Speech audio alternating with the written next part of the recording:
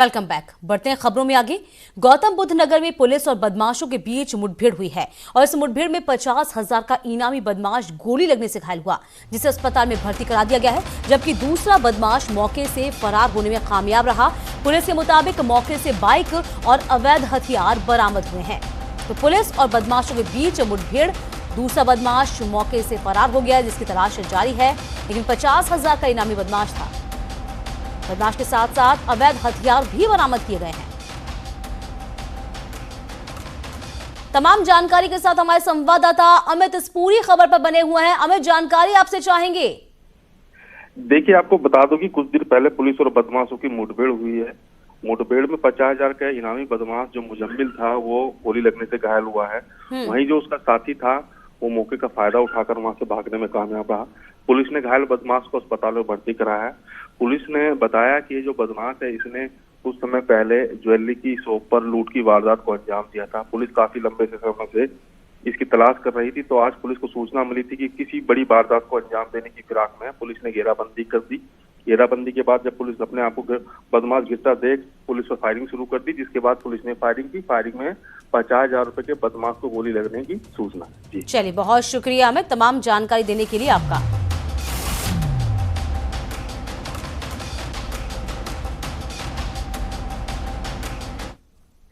अगली बड़ी खबर ले रहे हैं बागपत से, जहां सड़क हादसे में 3 लोगों की मौत हुई है। ईस्टर्न पेरिफेरल एक्सप्रेस वे पर बड़ा हादसा हुआ है। तेज रफ्तार कार पीछे से ट्रक में घुसी, वहीं हादसे में 3 लोगों की दर्दनाक मौत हुई है। बागपत से नोएडा की तरफ ये कार जा रही थी। आपको बता दें कि चांदी नगर थाना क्षेत्र के पेरिफेरल एक्सप्रेस वे पर यह बड़ा हादसा हुआ है। तो पेरिफेरल वे पे बड़ा हादसा, आपको बता दें कि तेज रफ्तार कार एक ट्रक में जा घुसी थी। और तमाम जानकारी के साथ हमारे संवाददाता शहजाद राव इस पूरी खबर पर। शहजाद, हादसा कैसे हुआ? देखिए, बागपत के ईस्टर्न पेरिफेरल एक्सप्रेसवे पर बड़ा हादसा सामने आया, जहां सड़क हादसे में जो है 3 युवकों की मौके पर मौत हो गई है।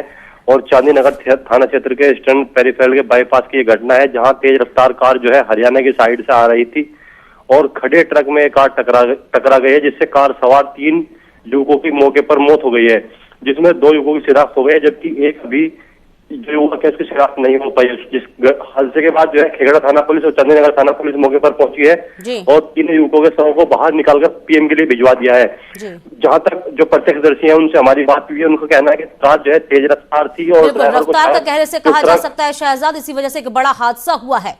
बहुत शुक्रिया तमाम जानकारी देने के लिए आपका।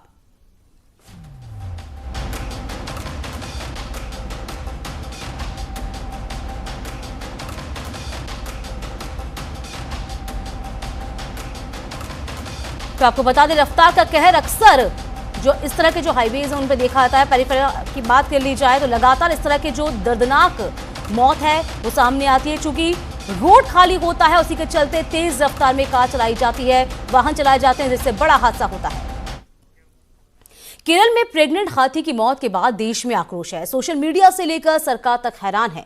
मामला सामने आने के बाद मौत के कई कारण भी सामने आए। किसी ने कहा है कि फल में पटाखे दे दिए गए, तो किसी ने कहा कि ये एक ट्रैप था। लेकिन सच क्या है? इंसानों ने इस हाथी को कैसे और क्यों मारा?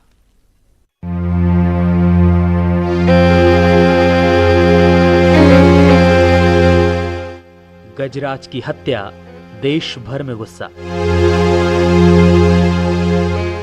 जानवर कौन?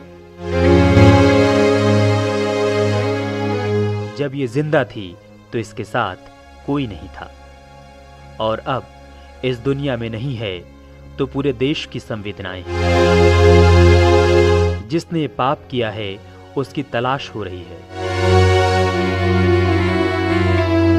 वो हथिनी जिसकी मौत पर हम शर्मसार हो रहे हैं, पेट में पलते बच्चे की हत्या की कल्पना कर सिहर जा रहे हैं। उसे क्यों मारा गया? क्या वो किसी का नुकसान करती थी? क्या केरल के गांव में जाकर वो तांडव करती थी? आखिर ऐसा क्या करती थी कि उसके मुंह में घात से बारूद डाल दिया गया?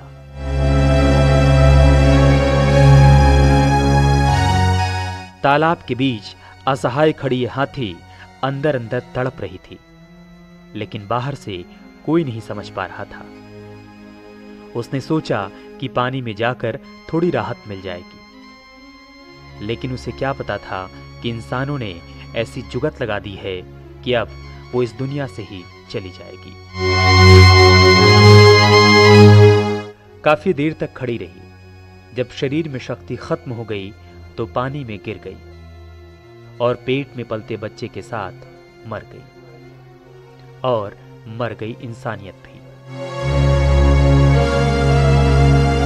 खबरों की माने तो किसी ने हाथी को अनानास खिला दिया था। उसके अंदर बम और पटाखे रखे हुए थे। जैसे ही हाथी ने खाया, पेट में एक विस्फोट हुआ और वो भागकर पानी में पहुंच गई। हथिनी की उम्र करीब 15 साल थी। जख्मी होने के बाद 3 दिन तक केरल के बेलियार नदी में खड़ी रही। वन विभाग ने उसे पानी से निकालने की कोशिश की। 2 हाथियों को लाया गया ताकि उन्हें देखकर वो पानी से बाहर निकल आए, लेकिन पेट के अंदर जख्म इतना गहरा था कि वो इंसानों के बीच फिर नहीं आई। पानी के अंदर अपनी सूंड को डुबोए रखा। शायद जलन इतनी होगी कि बाहर निकलना असहनीय होगा। दोनों जबड़ों में गंभीर चोट थी, दांत भी टूट गए थे। वन विभाग की माने तो यह हथिनी 25 मई को उन्हें एक खेत में मिली थी। शायद गर्भ में पल रहे बच्चे के लिए कुछ खाना चाहती थी, लेकिन उसने मौत को ही खा लिया। हाथी के मरने के बाद लोगों को यह नहीं पता था कि इसकी मौत कैसे हुई। सिर्फ अटकलें लगाई जा रही थी। रैपिड रिस्पांस टीम के वन अधिकारी मोहन कृष्णन ने पोस्टमार्टम रिपोर्ट आने के बाद जब फेसबुक पर हाथी की मौत की कहानी लिखी तो सबके होश उड़ गए।